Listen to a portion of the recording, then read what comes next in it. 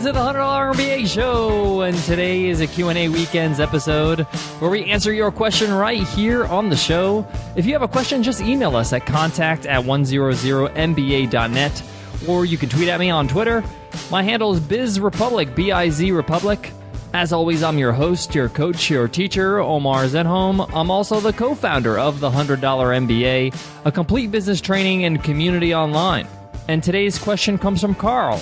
And Carl asks, is starting a business around faith or spirituality a bad idea? Interesting question, Carl. I know that some people have difficulty with this concept of making money on spirituality or faith because a lot of people's religion or faith or belief is seen as a selfless thing. And mixing business or money with this concept kind of feels contradictory.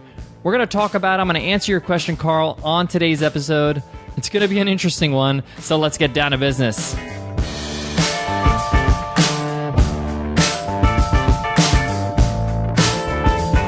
Today's episode of the $100 MBA Show is sponsored by Relay Rides. Do you own a car? Then you know how expensive it is. From a recent AAA study, your car costs $9,000 a year. That's pretty hefty. But what if your car paid you instead?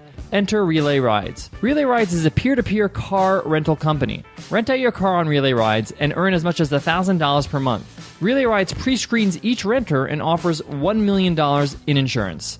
And as a special offer, Relay Rides is offering $100 MBA listeners an extra $100. So you can earn an extra $100 when you sign up today for free at relayrides.com/MBA. That's relayrides.com/MBA. So Carl asks, is starting a business around faith or spirituality a bad idea? Now, I can understand where Carl's coming from because a lot of people, especially when it comes to religion, they get kind of touchy when it comes to business because they feel like when it comes to your faith, you should be serving God or a higher power, and you shouldn't be serving yourself financially. Now, I'm going to take this question and broaden it because we have all different types of listeners. So whether you're thinking about starting a business on spirituality or faith or religion, or even just meditation or feeling better about yourself, how does that fit in when it comes to business? Now, first of all, some of the most successful businesses out there are around this concept of faith, religion, spirituality. Because in our society, in the human society, there is a need to feel fulfilled in those areas, in faith, religion, spirituality, whatever you want to call it. If you want to have inner calm, to have spiritual health. Another reason why it's so successful is because a lot of it is in the context of community. And when you're doing things within a community, you have the support of others, and it's a lot easier to be successful. And therefore, people see the fruits of your actual product or service or whatever your business is doing. So a few examples of this are like apps. People have apps that are like Bible study apps, or people have training programs or meditation apps. And the point here is that you're providing a product, you're providing a service to make people feel better.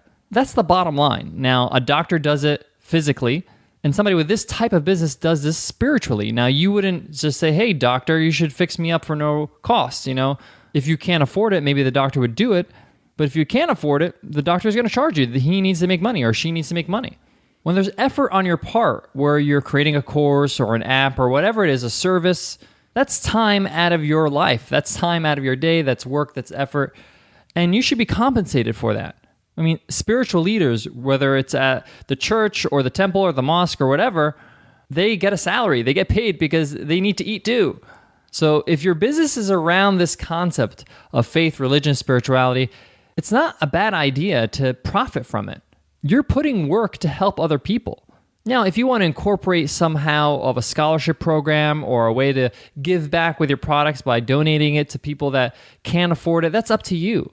But from a strictly business point of view, you are providing a service that helps other people. And if you have to charge for that to compensate for the time and the effort that you made to create this product or service, then you really should think about it as a business model.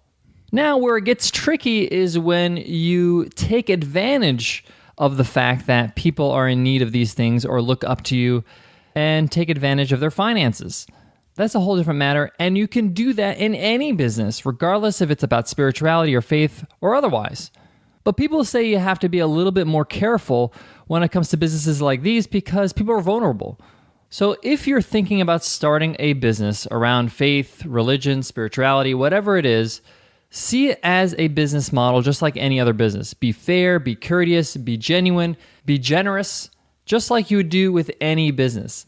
At the $100 MBA, we have a training program that teaches people how to build businesses, how to be entrepreneurs. We're providing a service. We're helping them with a need.